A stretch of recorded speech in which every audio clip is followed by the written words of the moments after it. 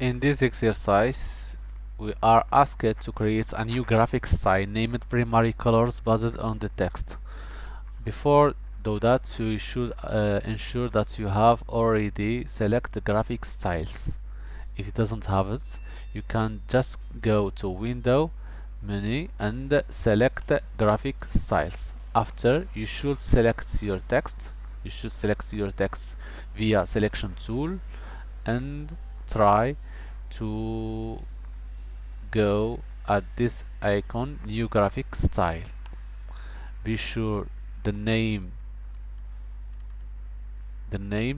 is like primary colors as is indicated here.